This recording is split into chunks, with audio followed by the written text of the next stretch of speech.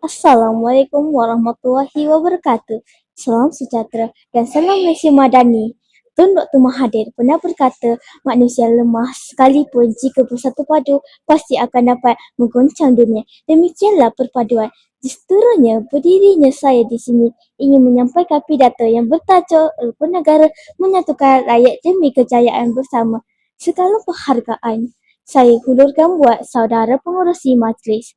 Warisan Hakim yang arif lagi bijaksana. Seterusnya, saudara dan saudari yang diberkati sekalian.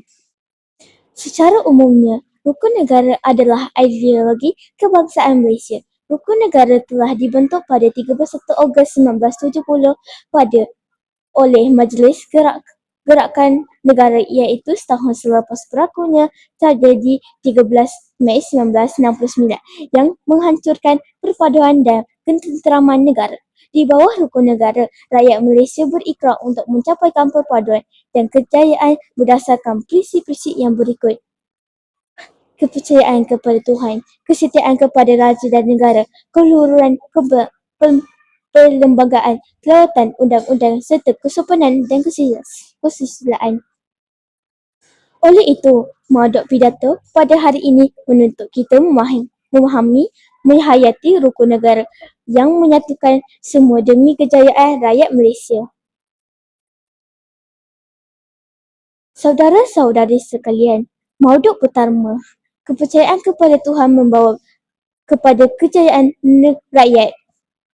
Manusia tidak boleh lari daripada kehidupan ingin bertuhan yang akan menjadikan kehidupan mereka ke arah kebaikan dan kebenaran.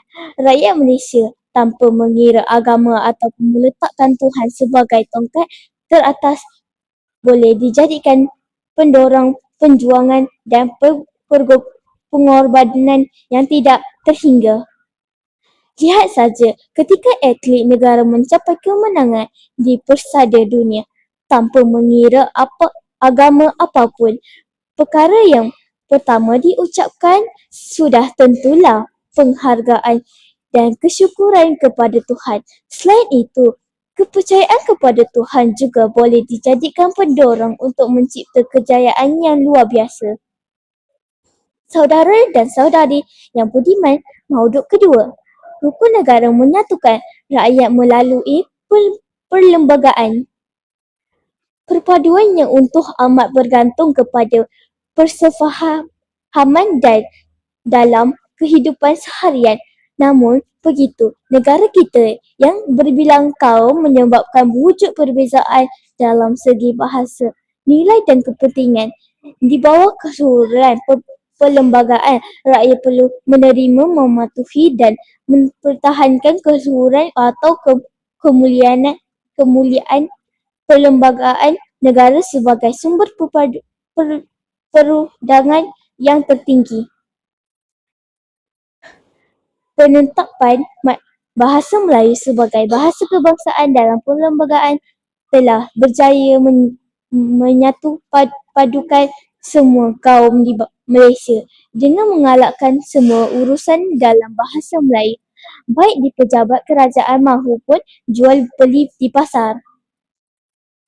Kesannya, keutuhan berinteraksi dalam bahasa yang sama dapat menggalakkan perasaan antara satu sama lain dan seterusnya mewujudkan perpaduan. Dalam kehidupan masyarakat, jelas bahasa kebangsaan berjaya menyatukan rakyat Malaysia. Saudara-saudari bestadi, modok ketiga, cabaran dalam menjiwa rukun negara. Kita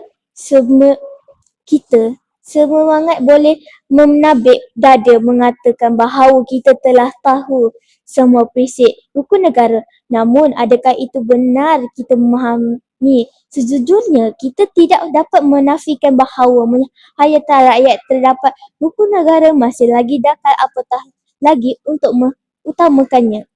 Contohnya, masih lagi terdapat segelintir masyarakat yang tidak menjaga nama baik negara sehingga memburukkan institusi